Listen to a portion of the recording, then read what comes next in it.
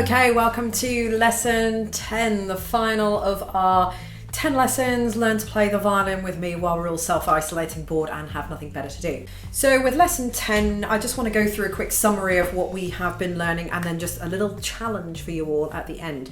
And so far with lesson 1, we learned how to hold the violin and the bow, and that's really important that we make sure that we don't hold the violin out to the front or anywhere other than it should be, apart from around about 10 o'clock. So remember, 12 o'clock, which is there, 11 o'clock, about 10 o'clock. 9 o'clock is just too far out to the side, so you want it about 10 o'clock, maybe even just a pinch between, somewhere between 10 and 11 o'clock, but let's just say 10 o'clock just for argument's sake. Then we talked about holding the bow as well. There are many ways to hold the bow. This is just how I hold the bow, which is a cross or a hybrid between the Franco-Belgian bow hold and the Russian bow hold, because I do like to tilt a little bit. What makes it more the Russian bow hold is the fact that I like to grip with my index finger at that first knuckle that you see here. So not this one, the actual bend in the knuckle there. So that's where I like to have mine tilted. I also like to have my fingers quite far down. A lot of beginners hold with their fingertips there, and that's really not the best way to go because it's too grippy.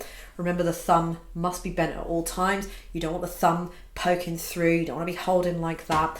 And also the final thing as well is that you need to make sure that everything is up. So what I tend to do is just kind of flop the wrist down like that, put the bow up to the fingers, and that's how you should be holding. So none of this, your wrist should not be lower than your fingers. So if you're playing like that, it's wrong. It needs to be up. So as I said, hang down like, some bananas hanging off a tree, hold the bow, and that's how you should be.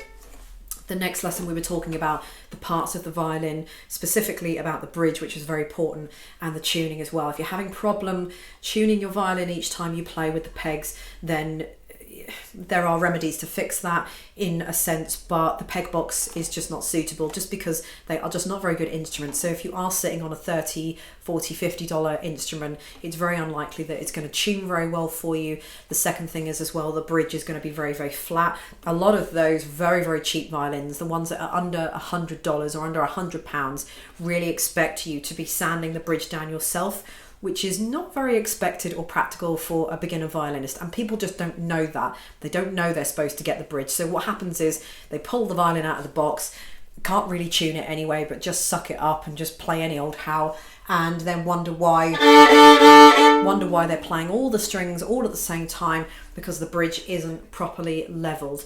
So again, it's not very advisable to buy a cheap violin if you have, because they're just not really conducive for very good playing and learning.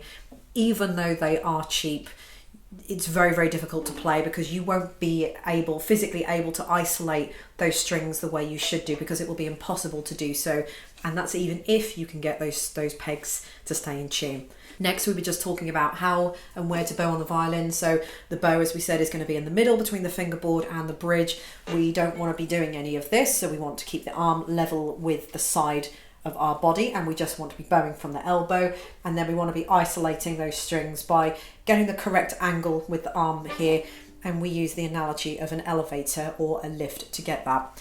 Then we were talking about the 4 open string exercises, then the 4 first finger, second finger, third finger and fourth finger, and then all of the notes in those sheets. So you can go and have a look at these ones here that you've downloaded previously.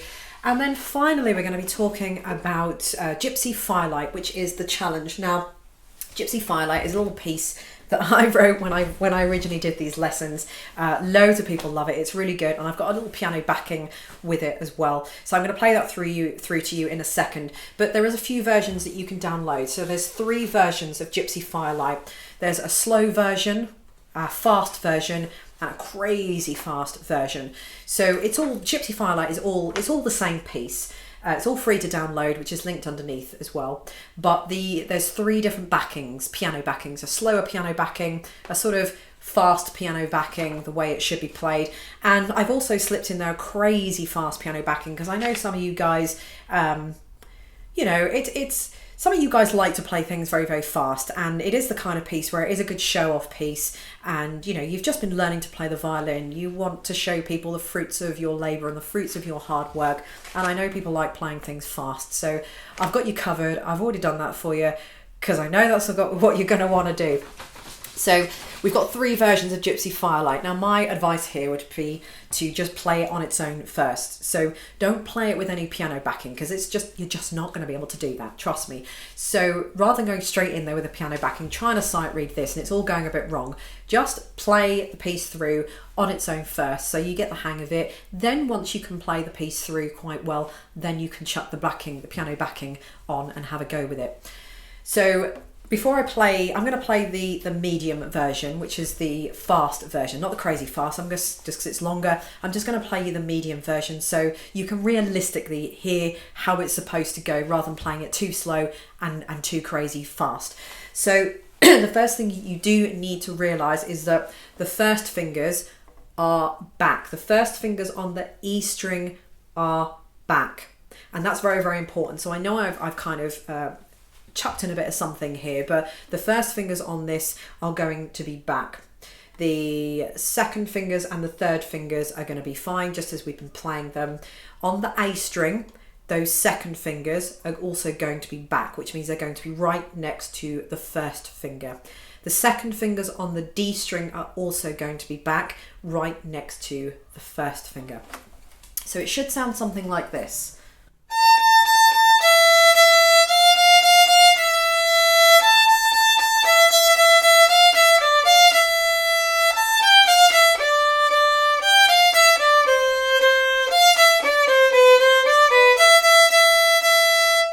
So if you've got your first finger on that dot where you don't want it to be,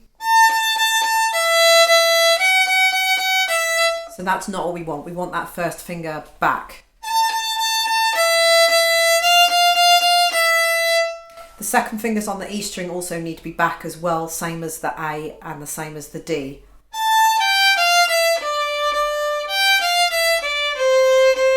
Otherwise that's going to be, and that isn't going to sound right. So the first fingers on the E string are going to be back. The second fingers are all going to be back next to the first finger. So I'm just going to play it through for you with the piano just to cut a bit of time out just so you can hear it. But as I've said in previous lessons, go and watch the original lesson 10 of this, because I'm going to be going into a lot more detail into this, and I'll probably play some of the other versions as well. This is just kind of very quick, shortened version just to kind of get you all off and going. So this is Gypsy Firelight, the fast version or the medium version with the piano backing.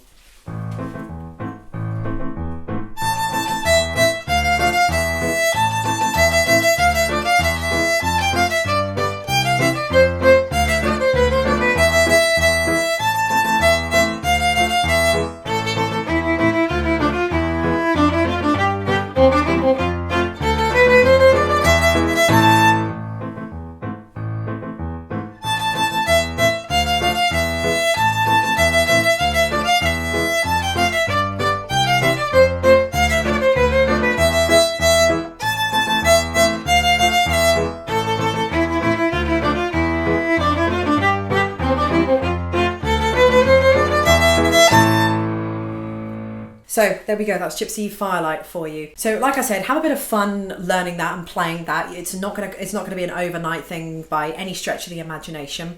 But once you are happy with that, and once you have done that, before moving on to the next set of lessons, which are lessons 11 to 21, I now recommend that you move on to Songbook 1, which is this one. I'll have this link directly underneath. And this is a songbook that I have written to accompany the 10 lessons that we've just been going through for you to work on after those 10 lessons. I wouldn't recommend that you start working on these pieces during the 10 lessons, but definitely something you should do afterwards. And this contains 10 pieces, 10 well-known classical pieces that have been specifically arranged to go with the level that one would be at after the 10 lessons. So the trouble is when you're learning, when you're teaching yourself the violin and you're learning from a course, and everybody teaches a little bit differently. So the goal is still the same, but everybody teaches things at a different level, at a different rate. Everybody's very, very different. And when you get to the point where you want to start playing some pieces, especially after you've done the Gypsy Firelight, you might be looking on the internet, but either the pieces are just too easy, they're too difficult, there's stuff in there that you don't know, there's lots of stuff in there that you do know, it gets very, very confusing. So I've taken all that away from you, and I've written a Songbook 1 myself for you all. This is a downloadable book, by the way. This is not a physical book to purchase. I want to make that very, very clear. This is a downloadable book early that you can buy from my bookshop to accompany these lessons. Once you've purchased, you just download immediately, no wasting time, and you can either view it on your laptop or your iPad or whatever, or print it out at home, whichever is kind of easiest for you. So these are 10 pieces that are at the exact same level I know you will be after these 10 lessons. So there is nothing in here that's going to be too easy. There's going to be nothing in here that's going to be too difficult. They might be a little bit challenging for you, but you will have been taught everything that you need to know in those 10 lessons to be able to move on to this book. And if I have slipped anything into this book that maybe I haven't gone through in those 10 lessons, then it is explained in this book. There are videos that accompany this book as well, and they are linked in there with QR codes and links if you want to know how they're supposed to sound.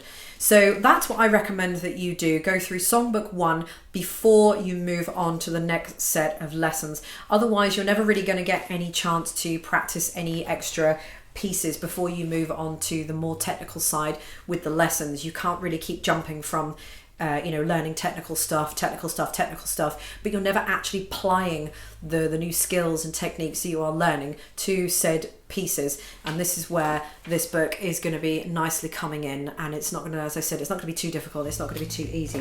Thank you so much for watching these videos and following me over the last 10 days. I hope this has all kept you a little bit busier and giving you something to do in the days to come. And I do appreciate this obviously isn't a 10-day learning experience. I'm not advocating that, and I'm not saying that in any shape or form at all. I would expect this to be going on over a number of weeks, but these are certainly enough to keep you going for a good number of weeks. And if you do get a little bit further on, depending on your level of experience of playing other instruments, the piano, the guitar, whatever, then go to the original lessons that I have already online. They'll be linked underneath, and I've got a whole course of 1 to 30. So if you do want to carry on, you can carry on all the way up to lesson 30 if that's something that you want to do.